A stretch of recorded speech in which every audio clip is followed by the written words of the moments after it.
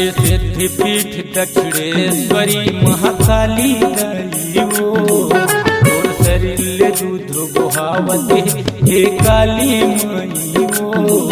श्री सिद्धिपीठ दक्षिणेश्वरी महाकाली गई वो तोर शरीर दूध गुहावती हे काली मई वो। ब्राह्मण कम ही हाई स्कूल के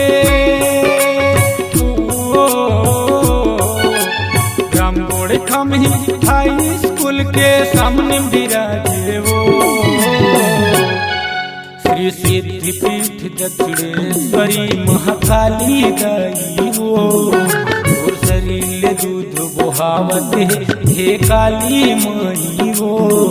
श्री सिद्धिपीठ दक्षिणेश्वरी महाकाली गई वो और शरीर दूध गुहावती हे काली मई वो।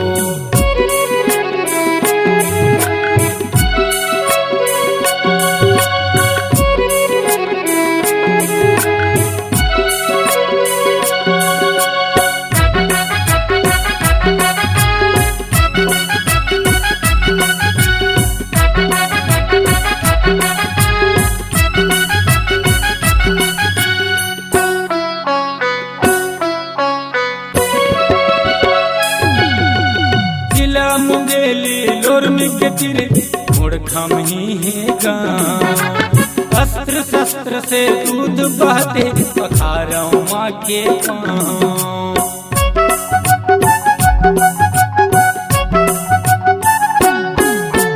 जिला मुंगेली लोर में गिर मुड़खम ही है गाँव अस्त्र शस्त्र से दूध बहते पखारों माँ के पाँव।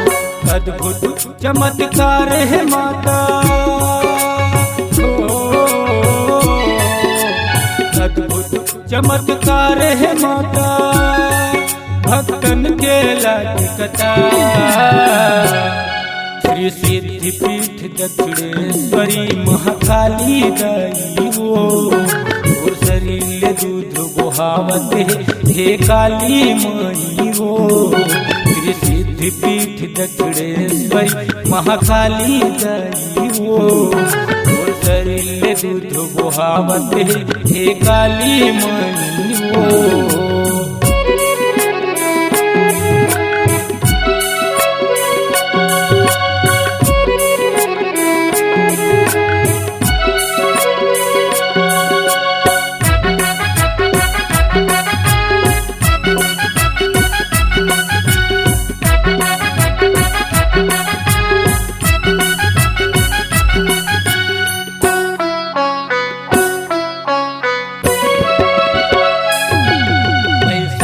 महीना के अष्टमी दिन रहिस गुरुवार सुबेरे 5 बजे ले मई बहाए दूध के धार।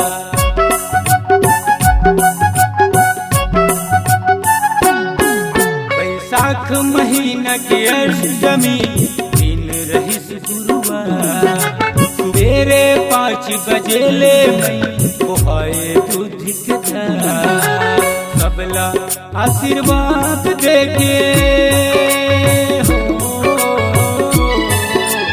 सबला आशीर्वाद देके माँ कर देते उपकार।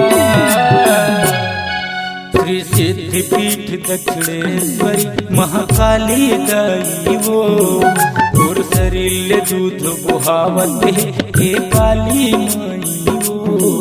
श्री सिद्धिपीठ दक्षिणेश्वरी महाकाली गई वो और शरीर दूध गुहावती हे काली मई वो। ब्राह्मण खम हाई स्कूल के ब्राह्मण खम हाई स्कूल के सामने विराजे वो।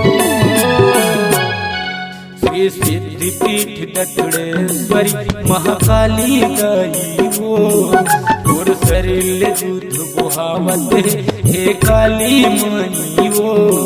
श्री सिद्धिपीठ दक्षिणेश्वरी महाकाली गई वो मोर शरीर दूध बुहावते हे काली माई हो, हे काली माई हो, हे काली माई हो, हे काली माई हो, हे काली माई